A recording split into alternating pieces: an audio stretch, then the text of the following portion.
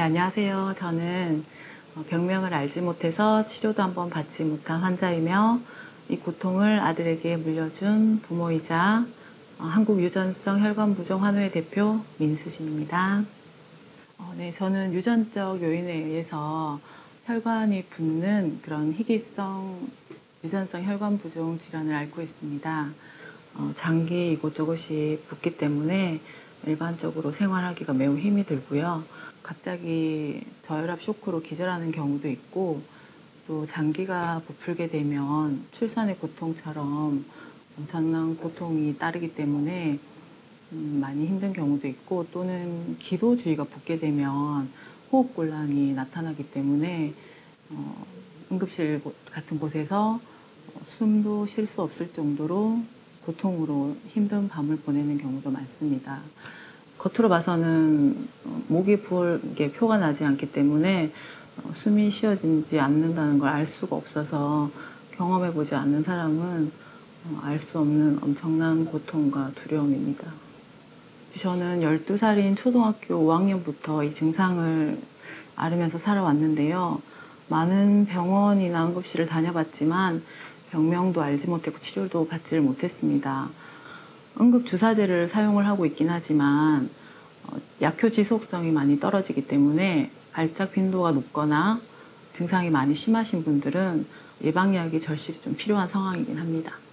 현재는 대체제로 남성 호르몬제를 사용을 하긴 하는데 이거는 위험적인 요소도 많고 또 여성분들에게는 부작용이 너무 심해서 외국에서는 사용이 금지되는 경우도 많습니다.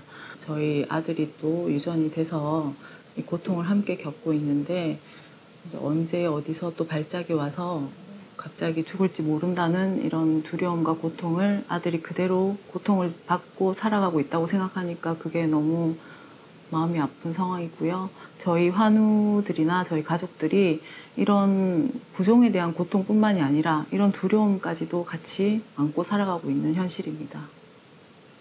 정작 제일 필요한 것이 이제 아까 말씀드렸다시피 치료제에 대한 보험급여입니다. 이번 정부의 국정과제에 희귀 질환 치료제에 대한 보험급여 적용 확대 목표가 담겨 있는 것으로 알고 있습니다. 계획에 그치지 말고 신속히 개정 및 시행돼서 우리 환자들에게 실질적인 혜택이 돌아갈 수 있도록 당부드립니다. 최근에 새로운 예방치료제가 개발된 것으로 알고 있습니다. 유전성 혈관 부종을 예방할 수 있다면 이것이 곧 정상적인 삶을 살 수 있는 희망이 될 수 있습니다. 우리 환우들 모두 죽음에 대한 공포 없이 살 수 있도록 치료제에 대한 보험급여 적용을 간절히 부탁드립니다. 감사합니다.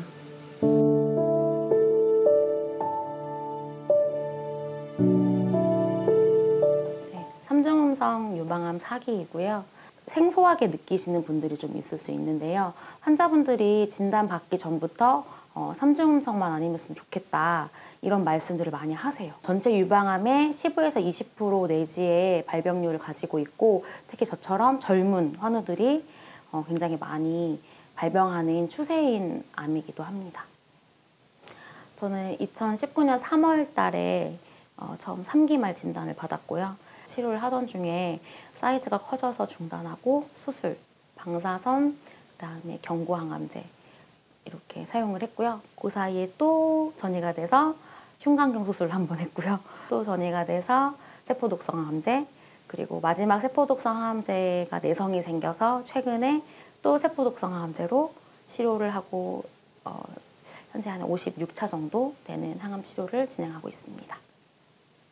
저 같은 경우에는 탈모가 다 된 상태였을 때도 4살 된 딸이 엄마 예쁘다고 그러면서 막 머리도 만져주고 눈썹도 없다고 가끔 놀리기도 하고 그런 모습들이 4살밖에 안 된 아이가 받아들이기 어려운 모습일 수 있는데 그런 것들을 아이가 잘 받아줘서 고맙기도 하지만 많은 환우분들은 아이가 충격받을까 봐 집에서도 가발을 쓰고 계시는 경우들도 좀 있어서 그런 것들이 치료할 때 가장 어렵다고 생각을 하고 또 일상생활을 할 수가 없는 컨디션까지 올 때가 되게 많아서 저 같은 경우도 대부분의 집안일, 육아를 친정엄마께서 다 해주시거든요.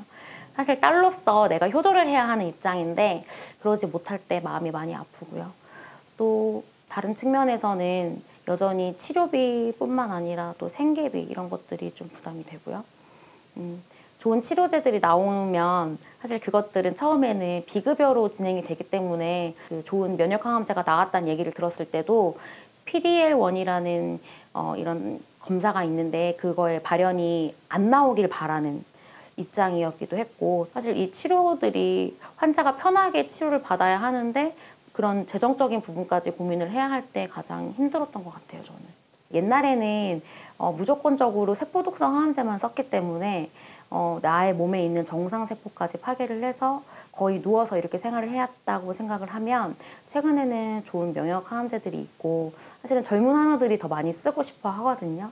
그런 좋은 약이 나왔을 때 나라에서 빨리빨리 이거를 건강보험을 적용해서 쓸 수 있도록 제도적인 지원을 좀 해야 된다고 저는 생각을 좀 하고요. 우리 환우분들이 지체 없이 치료를 하시고 또 삼중음성이 더 이상 치료제가 없는 병이 아니라 많은 환우분들이 그 치료제가 있어서 치료를 받고 또 나아가서 나라의 좋은 사회적 복귀를 할 수 있는 일원이 될 수 있었으면 좋겠다고 생각을 합니다.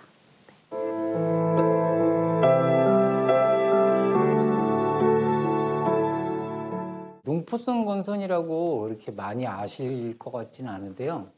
이 피부에 발진이 나서, 그러니까 열이 나면 사람들이 빨갛게 붓잖아요. 그러면 저희같이 농포성 건선 있는 사람들은 거기에 이제 기포같이 이렇게 올라와요. 그러면서 발진 현상이 있는 데에서 그 기포가 올라오면 거기에 기포 위에 수포라 그래서 염증 같은 게 이렇게 생겨요. 왜 여드름 같이.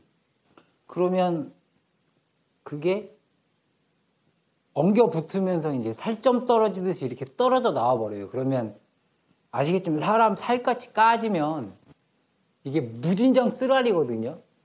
옷 같은 게 스쳤을 때. 예, 그런 질병이에요. 제가 제일 처음에 요 병에 대해서 안 좋았을 때가 이제 영유아 시절에 5살 때, 그때 당시에는 마땅히 뭐 치료 기술이나 이런 게 없었는 것 같아요. 나병 환자 비슷하게 피부는 요만한 아기가 살갗은 벗겨져 갖고 아파 죽으려고 그러지, 자고 있는데 간지러우니까 계속 긁어대니까 피는 나지, 막 이런 식으로 어릴 때는 치료를 했었고요. 멀쩡히 잘 다니던 회사를 병 때문에 그만둔 게 한두 번이 아니에요. 제가 뭐 재수가 좋아서 대기업 같은 데도 2번이나 다녔고, 일반 중소기업 같은 데도 한 몇 년 다녔거든요.